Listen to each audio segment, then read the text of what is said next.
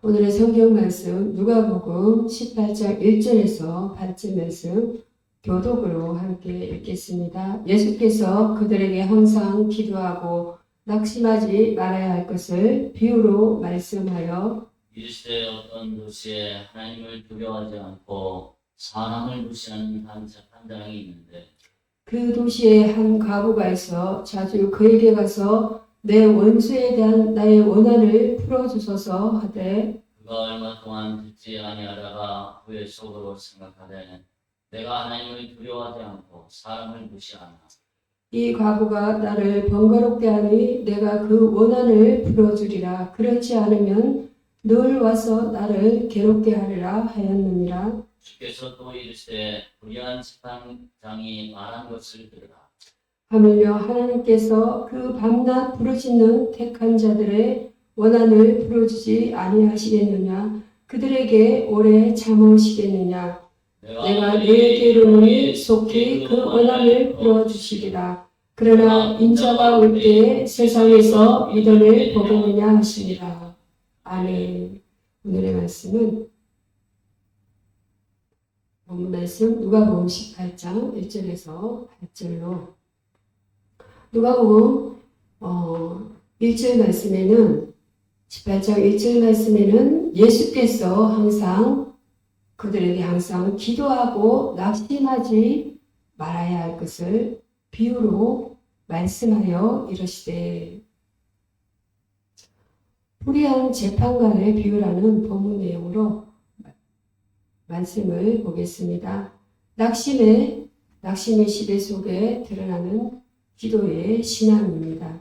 사랑하는 성도 여러분, 오늘 우리가 마주한 시대는 영적 낙심의 시대입니다. 세상은 점점 어두워지고 진리 대신 편의가, 신앙 대신 세속적 성공이 신의 자리를 차지하고 있습니다. 예수님께서는 바로 이런 시대를 내다보시며 누가복음 18장 1절 말씀에는 제자들에게 항상 기도하고 낙심하지 말라 하셨습니다. 이 말씀은 단순히 기도 생활의 중요성을 가르치는 교훈이 아닙니다.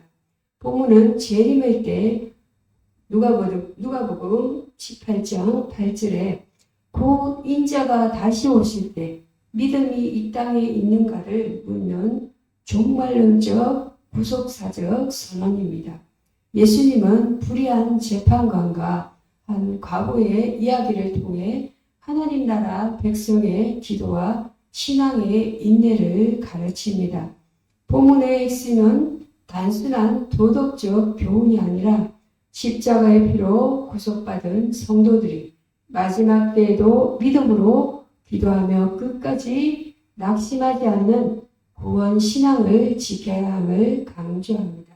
이 비유를 통하여 우리는 첫 번째 하나님의 공의와 자비를 확신하는 믿음과 두 번째로는 영적 싸움 가운데 끈질기게 기도하는 인내와 세 번째 인자의 재림을 기다리는 소망의 신앙을 배워야 합니다.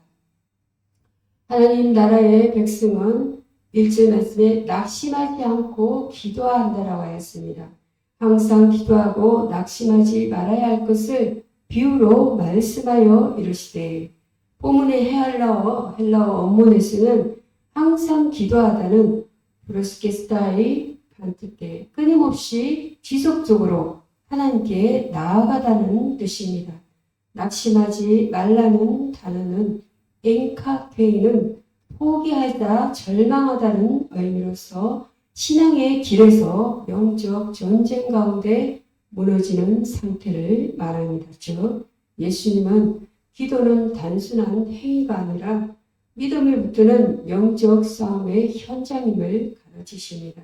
기도는 세상의 불의와 마귀의 역사에 맞서는 하나님의 백성의 무기입니다.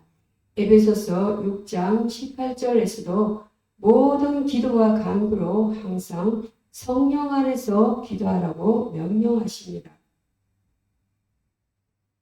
이때 항상은 시간적 연속만이 아니라 삶의 모든 영역에서 하나님을 의지하는 지속적 자세를 뜻합니다. 불의한 세상, 거짓과 타협이 난무하는 현실 속에서 기도는 하나님의 통치와 정의를 신뢰하는 행위입니다. 기도하지 않는 사람은 현실에 굴복하지만 기도하는 사람은 보이지 않는 하나님의 나라를 붙잡습니다. 성도는 낙심할 수 있지만 결코 낙심 가운데에 머물러서는 안 됩니다.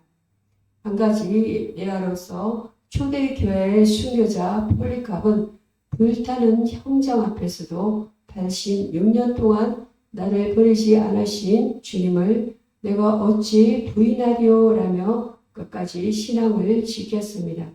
그의 믿음의 힘은 건질긴 기도에서 나왔습니다. 예수님의 명령은 단순한 윤리적 겉면이 아니라 성령 안에서의 구속사적 명령입니다. 기도는 하나님의 백성이 세상 끝까지 믿음을 지키도록 붙드시는 하나님의 주권적 수단입니다.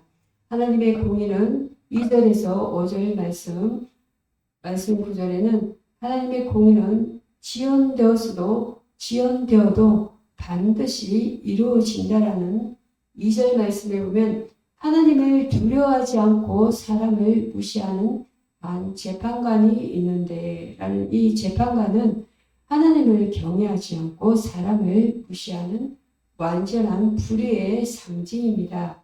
이와 대조되는 한 인물은 가부, 히라, 세상에서 가장 연약한 존재를 대표합니다. 그녀는 자신의 권리를 위해 끊임없이 재판관을 찾아갑니다. 이 장면은 하나님의 백성이 세상의 불의와 악의 권세 속에서도 포기하지 않고 강구하는 모습을 상징합니다. 본문 5절에 번거롭게 하니라는 헬라어 히포피아조는 눈밑을 쥐다, 지치게 하다는 뜻으로 성도의 기도가 세상의 불의한 권세를 결국 굴복시킴을 상징합니다. 하나님은 불의한 재판정과 같이 안 하십니다. 그러나 그의 침묵은 부재가 아니라 구속의 지연입니다. 하나님은 자기 택하신 자들의 원한을 풀어주시되 속히 하시리라. 7절에서 8절 말씀 속히 하시리라 하셨습니다. 이 말씀은 종말에 예수 그리스도께서 십자가와 부활로 완성하신 하나님의 공의가 최종적으로 드러날 것을 의미합니다. 예수님의 십자가는 세상의 가장 불의한 재판날에서 선포된 하나님의 정의입니다. 빌라도의 법정은 불의했으나 그 불의한 판결을 통해 하나님의 구속의 공의를 이루셨습니다. 이사야서 53장 8절에서 그가 끌려가신 후에 공의가 끊어졌다. 이처럼 우리의 기도는 적극적인 응답이 없어도 하나님의 때에 이루어질 구속의 역사에 참여하는 믿음의 순종입니다. 한 가지 예화로는 조지 물려는 수십 년간 5명의 친구 구원을 위해 기도했습니다. 4명은 그의 생전에, 마지막 1명은 그의 장례식 날 회심했습니다. 그의 기도는 지연되었으나 결코 버려지지 않았습니다. 하나님의 침묵은 하나님의 부재가 아니라 그리스도의 재림을 향한 기다림의 구속의 기다림입니다. 기도는 그 기다림 속에서 믿음을 증명하는 성도의 순종입니다. 인자가 올 때 6절에서 8절 말씀에 인자가 올 때 믿음을 보겠느냐. 누가복음 18장 8절 말씀에는 그러나 인자가 올 때 세상에서 믿음을 보겠느냐 하시니라. 본문의 절정입니다. 인자는 재림하실 그리스도를 가리킵니다. 그분은 십자가에서 피 흘리시고 부활하심으로 구원의 문을 여셨으며 다시 오셔서 그 믿음을 완성된 나라로 옮기실 분입니다. 따라서 이 비유의 결론은 열심히 기도하면 응답받는다가 아니라 마지막 때에도 십자가와 부활의 복음을 붙들며 믿음을 지키는가 하는 질문입니다. 이 믿음은 인간의 결단이 아니라 성령의 역사로 말미암은 은혜의 믿음입니다. 성령께서는 성도 안에서 예수의 피로 씻김받은 자들이 끝까지 기도의 자리, 믿음의 자리를 지키도록 역사하십니다. 오늘 우리의 기도는 정말 신앙의 시금석입니다. 기도는 단순한 소원이 아니라 구속사의 완성을 향한 믿음의 호흡입니다. 마귀는 성도의 기도를 끊으려 하지만 성령은 우리의 연약함을 도우사 로마서 8장 26절 말씀에는 말할 수 없는 탄식으로 우리를 대신하여 강구하십니다. 그러므로 기도하자는 이미 하늘의 영생을 소유한 자입니다. 이 기도는 이 땅에서 하늘나라를 미리 살아내는 믿음의 증거입니다. 끝까지 믿음을 지키는 기도의 사랑입니다. 사랑하는 성도 여러분, 우리는 불의한 세상 가운데 살고 있습니다. 정의가 왜곡되고 거짓이 진리를 가정하며 악이 선을 대적합니다. 그러나 그리스도께서는 골로새서 2장 15절 말씀에 보면 십자가 외에서 이미 사탄의 권세를 이기셨습니다. 부활하신 주님은 성령을 보내사 오늘도 우리로 하여금 기도로 승리하게 하십니다. 기도는 믿음의 정보요 영생의 시작입니다. 하나님의 응답이 늦어 보여도 포기하지 마십시오.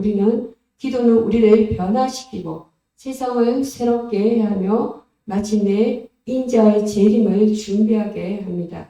우리의 기도는 십자가와 부활의 은혜를 정언하는 신앙 행위입니다. 항상 기도하고 낙심하지 말라. 그 명령은 곧 끝까지 믿음을 지키라는 주님의 음성입니다. 기도하겠습니다. 사랑과 공의의 하나님 아버지, 오늘 불의한 재판관 비유를 통해 주님의 뜻을 배우게 하시니 감사합니다. 주님, 우리의 기도가 낙심 가운데 사라지지 않게 하시고 예수 그리스도의 십자가 부활의 은혜로 끝까지 믿음을 지키게 하소서. 세상의 불의와 마귀의 유혹 속에서도 성령의 도우심으로 늘 하늘을 바라보는 믿음의 눈을 주옵소서. 우리의 기도가 하나님의 뜻과 함께 역사하게 하시며 재림하실 인자를 기쁨으로 맞이할 준비된 성도가 되게 하옵소서. 예수님의 이름으로 기도드립니다. 아멘.